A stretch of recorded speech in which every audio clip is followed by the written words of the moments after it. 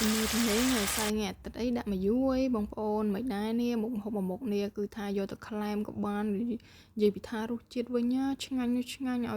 ហ្មងឲ្យញ៉ាំរហូតដល់លិតដៃហ្មងបងប្អូនហើយមុខហូបមុខនេះបងប្អូនធ្លាប់តែយកវាទៅអាំងអំបិលម្ទេសឥឡូវសាកមកធ្វើមុខនេះវិញគឺថាធានារសជាតិឲ្យហ្មងញ៉ាំរហូតដល់លិតដៃហ្មងបងប្អូនឆ្ងាញ់ណាស់បងប្អូនមុខម្ហូបមួយមុខនេះគឺមានឈ្មោះថាព្រួយត្រីសាម៉ុនរំលីងជាមួយនឹងខ្ទឹមសបងប្អូនសម្រាប់បងប្អូនដែលមានកូនតូចគាត់រើសម្ហូបអីអាចសាកធ្វើមុខនេះឲ្យគាត់ញ៉ាំបានគឺថាធានាថាឆ្ងាញ់ហើយគាត់ចូលចិត្តញ៉ាំទីបងប្អូនដោយសារសាច់ត្រីរបស់យើងហ្នឹងគឺទុនឆ្ងាញ់ហ្មងហើយវាចូលជាតិជាមួយនឹងគ្រឿងបងប្អូនជាដំបូងបងប្អូនត្រូវមានព្រួយត្រីសាម៉ុនហ្នឹងយកវាមកលាងទឹកស្អាតបន្ទាប់មកទៀតយើងទុកវាឲ្យស្ងួតសិនណាបងប្អូនហើយយើងមកធ្វើការដំខ្ទឹមរបស់យើងសម្រាប់ខ្ទឹមវិញយើងប្រើ5 6កំពឹសបងប្អូនហើយដំចិញ្ច្រាំវាឲ្យម៉ត់ទៅបន្ទាប់មកទៀតយើងធ្វើការហាន់ជាមួយនឹងម្ទេសសម្រាប់ម្ទេសវិញបងប្អូនអាចដាក់តាមចំណង់ចំណូលចិត្តហឹរខ្លាំងហឹរតិចអីគឺដាក់តាមហ្នឹងណាបងប្អូនហើយនៅពេលដែលត្រីយើងចាប់ស្ងួតហ្នឹងយើងធ្វើការយកវាមកប្រឡាក់ជាមួយនឹង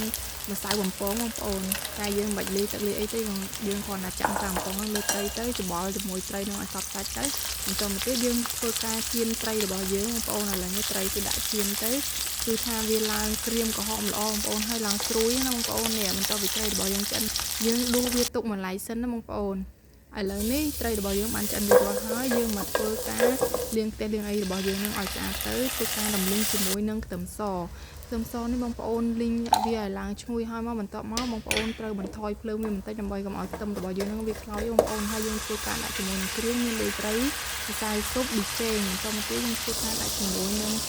ទឹកប្រេងខ្យងបន្ទាប់ពីយើងដាក់ទឹកប្រេងខ្យងហើយយើងធ្វើការដាក់ជាមួយនឹងក្រូចឆ្មាបងប្អូនក្រូចឆ្មាហ្នឹងបងប្អូនប្រើតែ2-3ចំណុចទៅបានហើយបងប្អូនបើទីខ្លាំងហើយបងប្អូនបើអត់មានក្រូចឆ្មាទេបងប្អូនអាចដាក់អំបិលទុំក៏បានបងប្អូនហើយឥឡូវនេះគ្រឿងរបស់យើងធ្វើការកប់គ្នាល្អហើយគឺថាឡើងទឹកព្រួយទៅហើយយើងចាប់ដើមដាក់ជាមួយនឹងត្រីរបស់យើងដែលយើងបានបំពងហ្នឹងបងប្អូនយើងធ្វើការកូរត្រឡប់ត្រីរបស់យើងជាមួយនឹងគ្រឿងទៅឲ្យវាឡើងឈ្ងុយបងប្អូនគឺថាឆាទៅថាឈ្ងុយខ្លាំងមែនតើបងប្អូន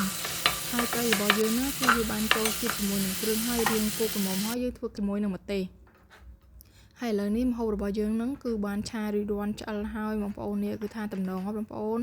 អាចដាក់កន្លះកេះមួយកេះមួយយូរពីរយូរអីបានជាមួយបងប្អូនថ្ងៃសៅរ៍ថ្ងៃអាទិត្យថ្ងៃបុណ្យថ្ងៃទានអីបងប្អូនគឺថាធានារសជាតិឲ្យហ្មងឆ្ងាញ់ហ្មងបងប្អូននេះហើយយើងធ្វើការរោយជាមួយនឹងស្លឹកខ្ទឹមរបស់យើងទៀតមកគឺថាมัน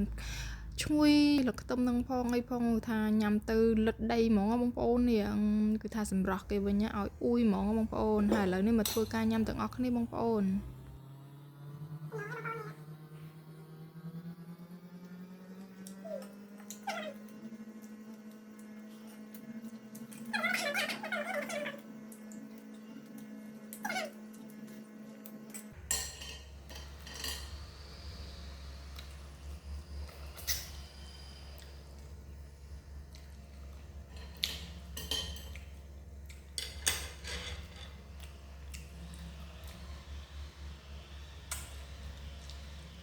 ហើយហ្មង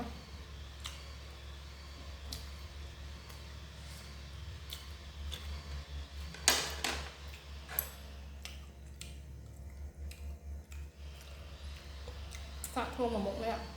ញ៉ាំដល់ទឹកដៃហ្មង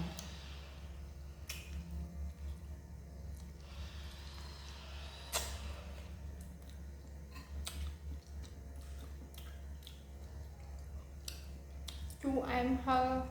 ដិតឆ្ងាញ់ហ្មង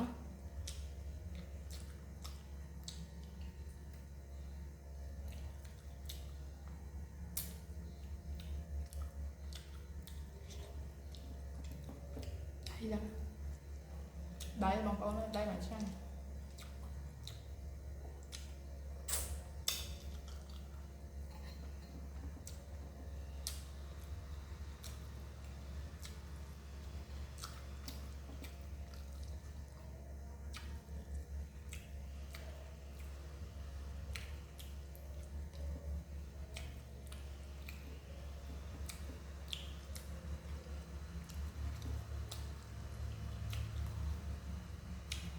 បងប្អូនទៅធ្វើតាមអត្តន័យរសជាតិឲ្យ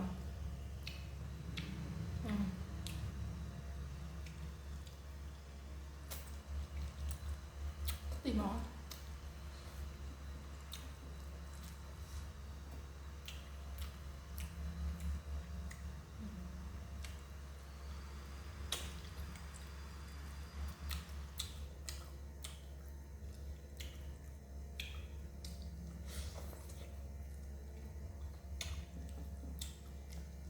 một bài cái trong kia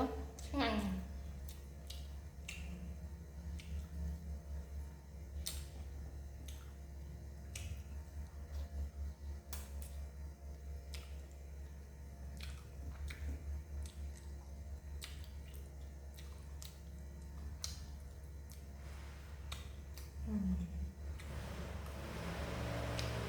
chui mình tan mỏng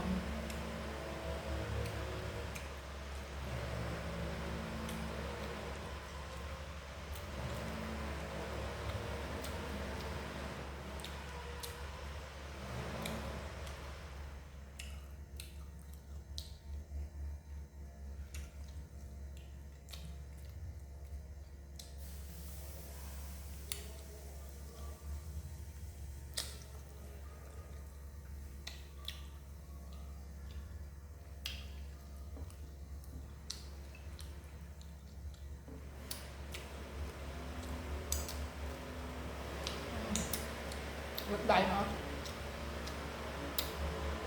thôi con video đó mình tập anh con chào bye bye